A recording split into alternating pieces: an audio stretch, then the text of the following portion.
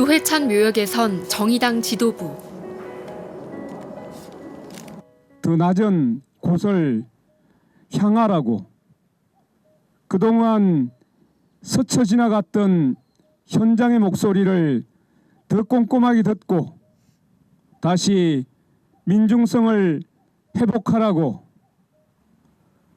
어쩌면 시민들이 대중들이 따가운 채찍을 정의당에게 들이대었다고 생각합니다.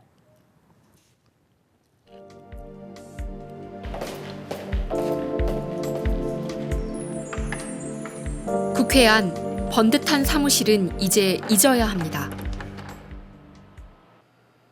관습으로부터 벗어나자. 버리자.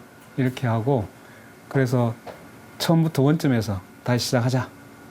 이렇게 이제 이야기를 했어요. 지금 임시로 쓰고 있는 대표실인데 대단히 좁습니다. 네네. 초라한 거죠?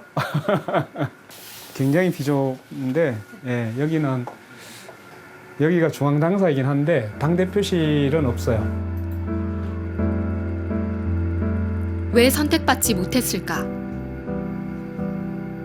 진보정당은 힘없는 노동자들을 위한 정당인데 정의당이 그런 정책에 소홀했다는 지적이 가장 뼈아픕니다. 또 노동 현장이 잘 보이지 않는다. 이런 이제 비판적인 시각이 쏟아지면서 여기에 대한 실망감도 크게 작용한 것으로 그게 지금 다수 세력을 대변하는 우리 보수 양당으로부터 배제된 많은 사람들이 있습니다. 노조 밖에 노동자들도 있고 법 밖에 시민들도 있는 거죠. 이런 목소리를 우리가 어떻게 제대로 듣고 그런 목소리를 대변할 거냐. 신뢰를 회복하는 과정이 정말 필요하다고 생각합니다. 지난 21대 국회에서 부각된 정의당의 행보 가운데 하나는 페미니즘입니다. 진보정당의 지지 기반이라고 얘기할 수 있는 건 노동 계급이거든요. 반면에 환경이라든가 젠더의 문제는 이거는 꼭 그 진보적인 이슈이지만 노동계층이 아닌 일반 중산층들이라든가 상류층에서도 충분히 그 문제에 대한 고려들은 하고 있다는 겁니다.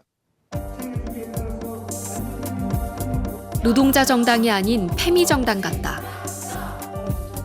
이런 비판의 중심에는 21대 정의당 비례대표 1번, 2번으로 국회의원이 된 류호정, 장혜영 의원이 있습니다.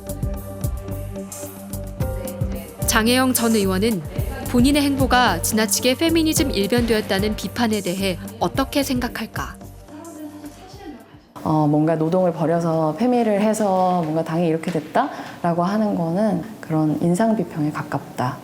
그러니까 정의당은 노동자의 정당이면서 동시에 성평등의 정당이고 아니 여성들이 이렇게 차별받고 여전히 남녀 임금 격차가 30%나 나는 나라에서 페미니즘을 얘기하는 게 진보 정당에서 잘못이라면 진보 정당을 왜 합니까?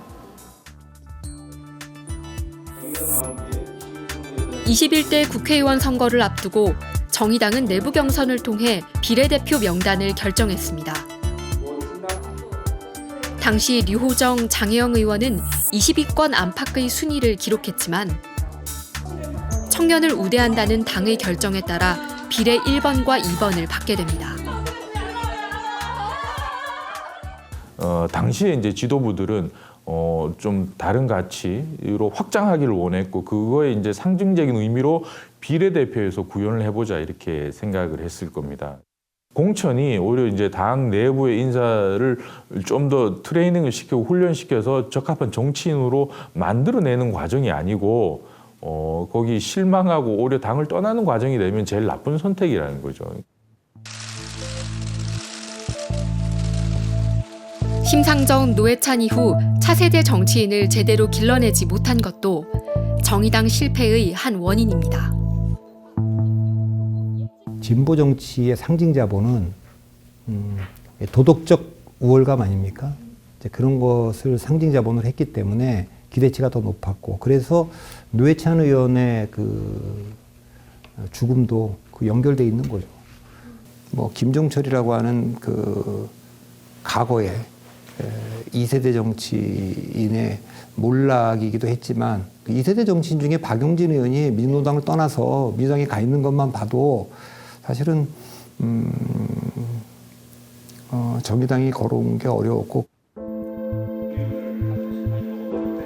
여기에 영입한 인재에 대한 기대와 비판이 의정활동 내내 이어졌고 노선 투쟁까지 벌어지면서 정의당은 길을 잃은 것입니다.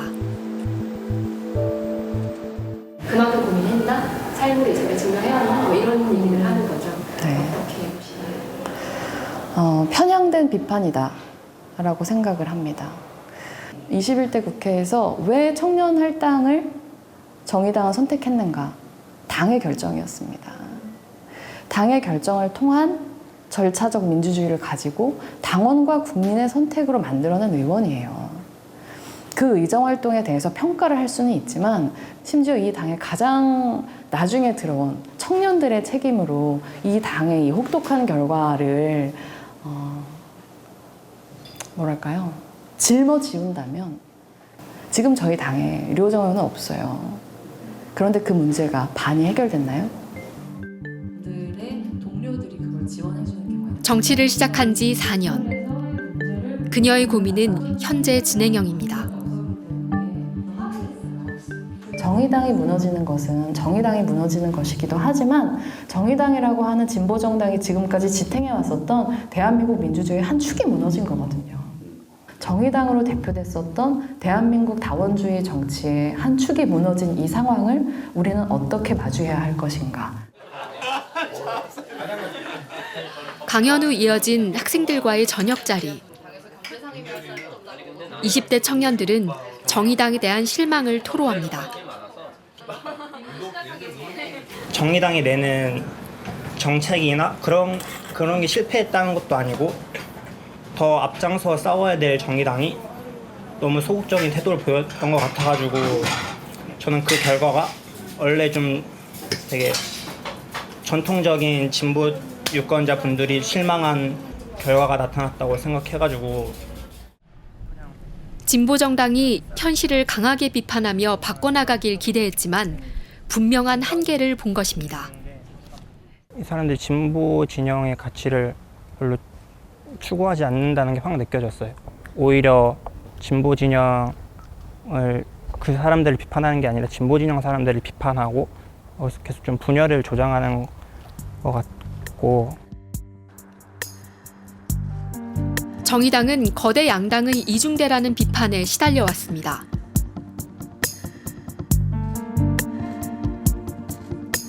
김건희 여사 특검법에 유보적인 입장을 취하고 이재명 대표 체포 동의안에 찬성했을 때는 국민의힘 이중대라고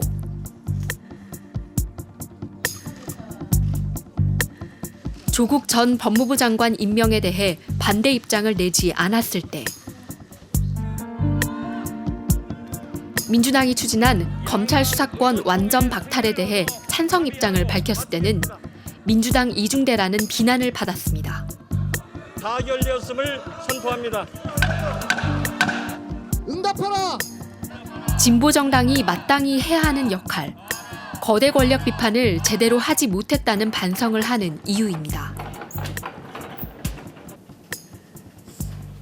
윤석열 정부에게 조금 더 강하게 견제도 하고 이런 것을 했어야 되는데 이런 것들이 좀 정의당이 조금 부족하지 않았나. 저는 뭐 김건희 특검이나 이재명 체포 동의안과 관련해서 당론과 좀 다른 생각이었었는데 이런 문제와 관련해서도 좀 더 당 안에서 적극적으로 좀 뭐 이렇게 논의도 하고 또 내 의사들을 좀 더 이렇게 전달하기 위한 어떤 것들이 있었어야 되는데 그런 부분이 좀 아쉬움으로 남습니다. 하지만 강력한 양당제를 유지하고 있는 한국 정치 지형에서 소수 정당이 택할 수 있는 선택지는 제한적입니다. 진보 정당들에게 늘 붙어 다니는 이중대론이 우리나라에서 제3정당을 하기가 얼마나 어려운가 하는 저는 구조적인 어떤 원인을 잘 보여주는 실증적 사례라고 생각합니다. 한편에서는 이중대가 돼서 문제라고 부르고 다른 한편에서는 이중대가 안 됐다고 본인들에게 좋은 결과가 안 나온 걸 가지고 정의당이나 진보정당 책임을 전가하는 게 또 다른 이중대론이라고 생각합니다. 거대 양당 체제에서 제3당, 그것도 진보정당은 한계를 가질 수밖에 없다는 겁니다.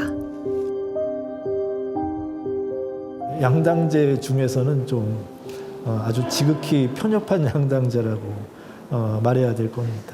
우리식 양당제는 두 당은 사실 차이가 별로 없는데 극단적으로 서로를 혐오하고 부정하는 양당제입니다. 정치를 하는 그들만의 게임만 하지 우리 시민들 가운데 상당수 사람들이 관심도 있고 또 고통스러워하는 그런 사회적인 아젠다는 제기되기 어렵게 되겠죠.